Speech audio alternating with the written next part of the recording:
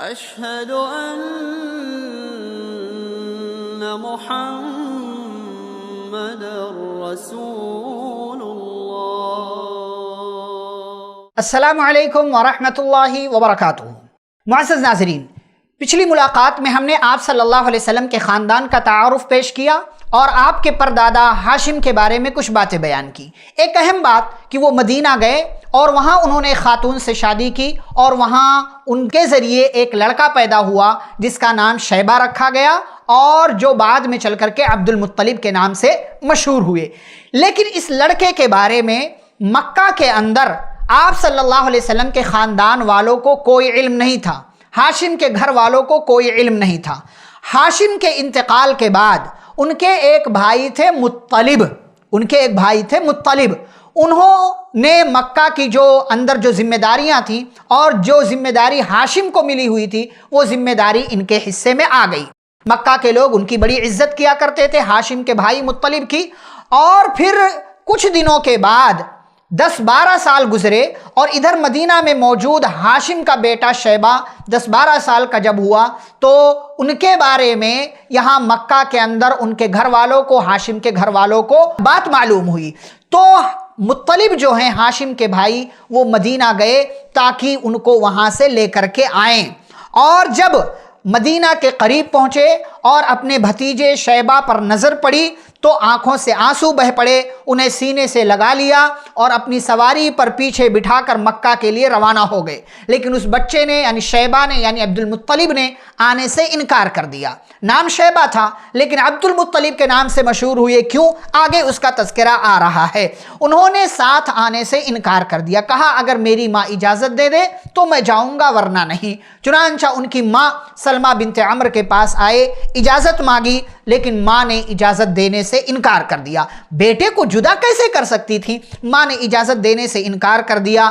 آخر ہاشم کے بھائی مطلب نے اور اس لڑکے کے چچا نے کہا کہ ہم اس بچے کو اس کے باپ کی حکومت اور اللہ کے حرم یعنی خانہ کعبہ کی طرف لے جا رہے ہیں۔ اس پر خوش ہو کر ماں نے اجازت دے دی اور مطلب ہاشم کے بھائی مطلب ان کو اپنے اونٹ پر بٹھا کر مکہ لے کر آئے۔ مکے والوں نے دیکھا تو سمجھا کہ یہ مطلب کے غلام ہیں، یعنی یہ بچہ مطلب کا غلام ہے، اسی لیے عبد المطلب کہنا شروع کر دیا۔ مطلب نے کہا نہیں یہ میرا غلام نہیں، یہ میرا بھتیجا ہے، میرے بھائی ہاشم کا لڑکا شیبہ ہے۔ لیکن یہ شیبہ نام کا لڑکا پیارے نبی صلی اللہ علیہ وسلم کے دادا شیبہ یہ عبد المطلب کے نام سے مشہور ہوئے اور تاریخ میں سیرت کی کتابوں میں انہیں اسی نام سے جانا جاتا ہے۔ بہرحال یہ لڑکا یعنی پیارے نبی صلی اللہ علیہ وسلم کے دادا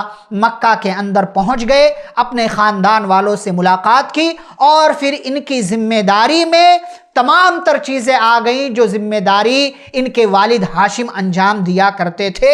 اور عبد المطلب کو ان کے خاندان میں سب سے زیادہ عزت، سب سے زیادہ تکریم، سب سے زیادہ شہرت ملی اور ان کے حصے میں وہ چیزیں آئیں جو کسی اور کے حصے میں موجود نہیں تھیں۔